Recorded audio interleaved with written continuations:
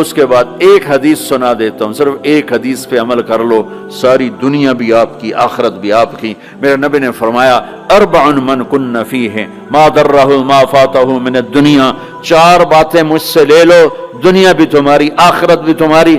صدق حدیث، ہمیشہ سچ بولنا، جھوٹ نہ بولنا، ہمیشہ سچ بولنا، جھوٹ نہ بولنا۔ حفظ امانت، کسی کو دھوکہ نہ دینا، کسی کو دھوکہ نہ دینا۔ سارے ایسے ترقی یافتہ ملکوں میں ہمارے انڈیا پاکستان کے نوجوان دھوکہ دیتے ہیں لڑکیوں کو، مقامیوں کو، کہ ان سے شادیاں کرتے ہیں، پیپر بنا لیں، پیپر بنتے ہیں پھر بھاگ جاتے ہیں۔ میرے نبی کو بدنام نہ کرو، میرے نبی کو شرمندہ نہ کرو۔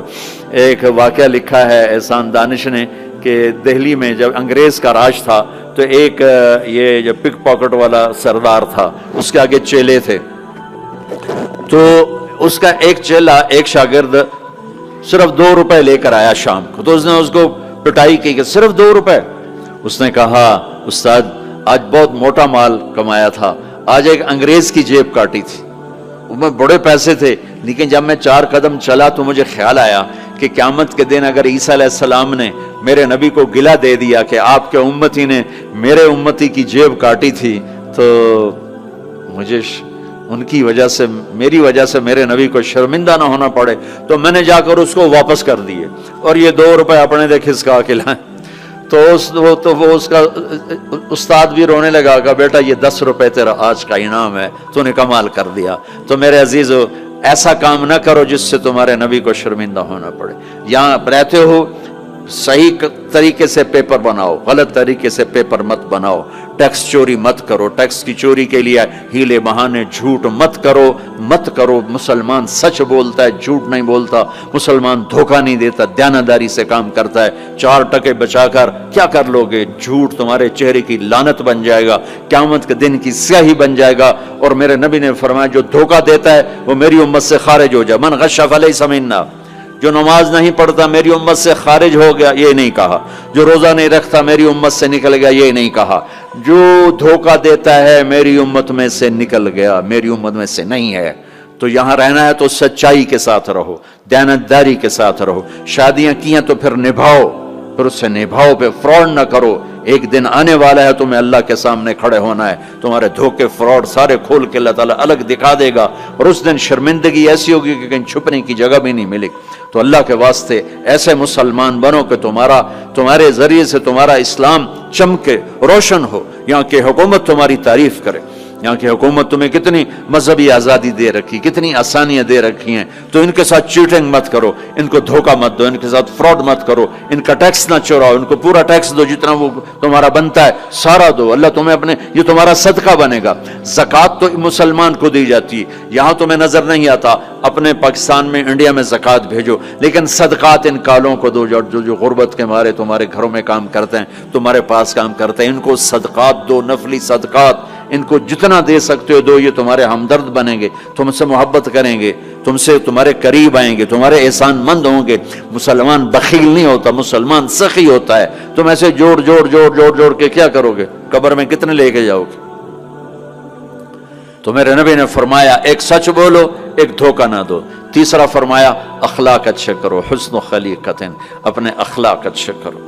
اور چوتھا فرمایا عفت فی طعمت، رزق حلال کمانا، حرام نہ کمانا۔ یہاں آ کے شراب کی دکان نہ کھول بیٹھنا کہ پیسے زیادہ بنتے ہیں، آگ لگا دو اس کمائی کو جس پہ تمہارا اللہ ناراض ہو اور اللہ کا رسول ناراض ہو۔ تمہارا ایک رینڈ جو حلال کا ہے تمہارے لاکھوں حرام کے رینڈ سے زیادہ اللہ کو محبوب اور پسند ہے، اور اس میں زیادہ برکت ہے۔ حرام کھا کے نہ کوئی سکھ کی نیند سوتا ہے، نہ سو سکتا ہے۔ اللہ کو بھولا کے نہ کسی نے چین پایا ہے، نہ پا سکتا ہے۔ یہ 4 باتیں آپ لے لیں، میں لے لیں، تو ہماری زندگی یہ بھی خوبصورت، وہ بھی خوبصورت۔ سچ بولنا، کسی کو دھوکہ نہ دینا، دیانتداری، اخلاق اچھے کرنا، رزق حلال کمانا۔ حضرت سعد بن معاذ بیٹھے تھے، ہمارے نبی کی نظر پڑی ان کے ہاتھوں پر، ہاتھ بڑے سخت تھے۔ آپ نے کہا تیرے ہاتھ کیوں سخت ہیں؟ کہا جی بچوں کے لیے روٹی کماتا ہوں تو ہاتھ سخت ہو گئے۔ تو آپ نے ان کے ہاتھوں کو پکڑ کے بوسہ لیا ایسے اور فرمایا بچوں کو حلال کھلاتے جو ہاتھ ایسا ہو جاتا ہے اس پہ جہنم کی آگ حرام ہو جاتی۔ ہماری تو آپ کی کمائیوں میں سچ اور دیانتداری ہو تو اللہ کی قسم 24 گھنٹے نماز لکھی جائے گی. پانچ نمازیں نہیں لکھی جائیں گی، 24 گھنٹے کے سجدے لکھے جائیں گے. کام میں، جاب میں، شاپ میں، کاروبار میں، اپنی ملازمت میں اگر آپ سچائی اور دیانتداری والے ہو تو آپ کا ہر لمحہ خوبصورت ہے اور نماز اور بندگی ہے. اپنی فیملیز کے ساتھ رہتے ہو، ماں باپ ہیں، ان کی دعا لے لو، ان کی دعا لے لو. بیویاں ساتھ ہیں، ان کو عزت دو، احترام دو. گھر والوں کو حسن سلوک سے رکھنا یہ بہت بڑا ایمان ہے. میرے نبی نے فرمایا سب سے اعلیٰ درجے کا مسلمان وہ جو بیوی کے ساتھ اچھا سلوک کرتا. پھر آپ نے کہا میں اپنی بیویوں کے ساتھ سب سے اچھا سلوک کرتا ہوں. تو وہ ایک نوجوان میرے پاس آیا، کہنے لگا جی بیوی سے جھگڑا بہت ہوتا ہے تو مجھے کوئی تعویذ دے دو. میں نے کہا بیویوں پہ تعویذ چلتے ہی کوئی نہیں. کہنے لگا کیا کروں؟ میں نے کہا کہ طریقہ بتاتا ہوں. کہنے لگے بتائیں. میں نے کہا ہر دفعہ جب کھانے پہ بیٹھو 2-3 لقمے اپنے ہاتھ سے کھلا دیا کرو.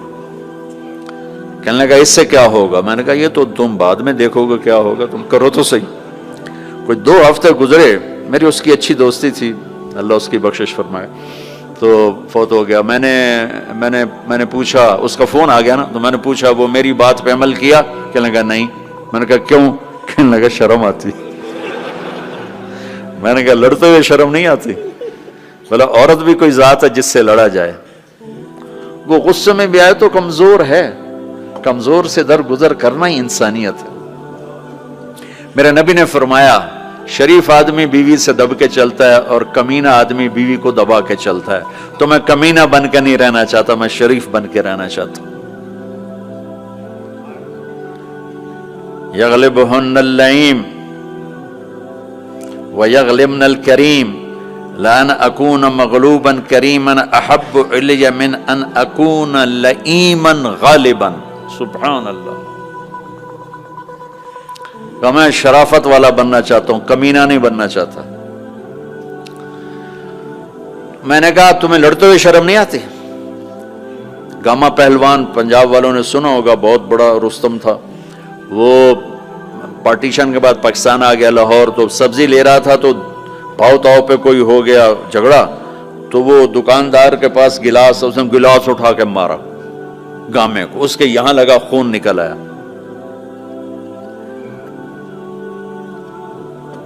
اس نے چپ کر کے پگڑی کھولی اور نیچے سے یوں اس کو لا کر باندھ کے چل پڑا.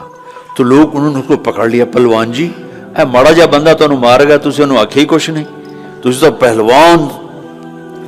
کہنے لگا ماڑے نو مار دیا شرم آتی ہے. وہ کہنے لگا کمزور کو مارتے ہوئے شرم آتی. تو عورت پہ ہاتھ اٹھانا یا گالیاں دینا، اس کے ماں باپ کو گالیاں دینا، یہ تو جانوروں کا کام ہے، انسانوں کا کام تو نہیں ہے.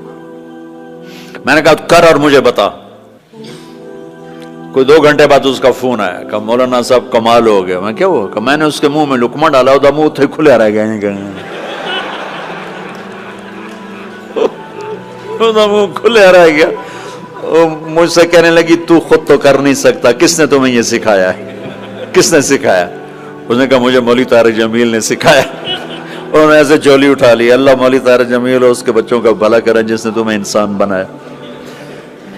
اپنے گھروں کو آباد کرنا ہے تو اخلاق اچھے کرو، بول میٹھا کرو. بچے ساتھ ہیں، ان کو محبت سے لے کر چلو. آپ ایسے دیس میں ہو جہاں ہمارا دینی ماحول نہیں ہے، آپ کو بنانا پڑے گا. اور دینی ماحول بنانا ماشاءاللہ بہت مسجدیں دیکھیں، مدرسے دیکھے، بہت خوشی ہوئی، لیکن ماحول بنانے کے لیے کچھ اور بھی ہے. محبت دو. علماء سے کہتا ہوں آپس میں پیار و محبت کی فضا قائم کرو. شدت پہ نہ چلو، نرمی پہ چلو، فتوے بازی پہ نہ چلو، محبت سے چلو. اختلاف رائے کرو، پر اختلاف رائے کو کفر تک پہنچا دینا، حرام تک پہنچا دینا، یہ اہل علم کا کام نہیں ہے. اہل علم ہوتے ہیں جو حلیم ہوتے ہیں، وقور ہوتے ہیں، اور وہ درگزر کرنے والے ہوتے ہیں، محبت کرنے والے ہوتے ہیں، معاف کرنے والے ہوتے ہیں، برداشت کرنے والے ہوتے ہیں. چھوٹی چھوٹی باتوں پہ فتوہ بازی اس سے بچو. اللہ تعالیٰ نے جو ہمیں یہ تبلیغ کا کام دیا ہے، اس میں آپ سب سے نیت کرواتا ہوں کہ 4 مہینے لگانے کی ساری نیت کر لو. کرتے نا نیت انشاءاللہ. اور چھوٹی سی تشکیل کرتا ہوں کہ ہر مہینے 3 دن آپ لگا لیا کریں. اللہ کا فضل ہے، تبلیغ کا کام تو ہر جگہ ہو رہا ہے. اب ہر مہینے صرف 3 دن جانا شروع کریں. جنید جمشید مرحوم کو میں نے یہ کہا تھا کہ تو 3 دن لگانا شروع کر. وہ کہنے لگا میں تو ناچتا ہوں، سٹیج پہ گاتا ہوں، میں 3 دن لگاؤں گا، کیسے لگاؤں گا؟ میں ادھر یہ کرتا ہوں، ادھر تبلیغ کروں. میں نے کہا یہ تیری ڈوز ہے، دوا ہے، تو دوا شروع کر، صحت ہو جائے گی. 97 کی یہ بات ہے. اس نے بات پلے باندھ لی، ہر مہینے 3 دن لگا لیتا جب کراچی میں ہوتا. جب نہیں ہوتا تھا تو پھر نہیں ہوتے تھے. جب کراچی میں ہوتا تو 3 دن. 97 98 99 2000 اور 2001 میں 4 مہینے کے لیے نکل گیا. تو آپ سب مجمع ماشاءاللہ نوجوانوں کا ہے، 3 دن لگاؤ گے، ٹھیک ہے نا؟ اور اگر کوئی اس مجمع میں کسی سے ناراض ہے تو اٹھنے سے پہلے ہی اس کو معاف کرے. اگر یہیں موجود ہیں تو گلے لگے، اور وہ موجود نہیں ہے تو وہاں جا کے اس کے گلے لگ جائے اور اس سے معافی مانگ لے. معافی مانگو گے اللہ آپ کو معاف کرے گا. کسی 2 مسلمان کا آپس میں بائیکاٹ نہیں ہونا چاہیے. کسی 2 مسلمان کا آپس میں بول چال بند نہیں ہونا چاہیے. بیوی سے ناراضگی ہو تو بیوی سے صلح. پتہ کیا نتیجہ نکلتا ہے؟ جب آدمی بیوی سے صلح کرتا ہے تو اللہ اس پر اتنا خوش ہوتا ہے، ان کے پچھلے سارے گناہ معاف کر دیتا. تو سارے بھائی نیت کرتے ہو نا، لگاؤ گے نا 3 دن. ابھی دعا کے بعد نکلنا ہوگا تو بھائی مسافر 2 گھنٹے میں نے آپ کے ساتھ بات کی ہے، تو میں روبوٹ تو نہیں ہوں نا، میں بھی اب تھک چکا ہوں. تو بھائی مسافر نہ کرنا. مسافر اتنے رش میں مسافر کرنے بھی نہیں چاہیے. بس زبان سے آپ سلام کو میں جواب دوں گا. درود شریف پڑھو.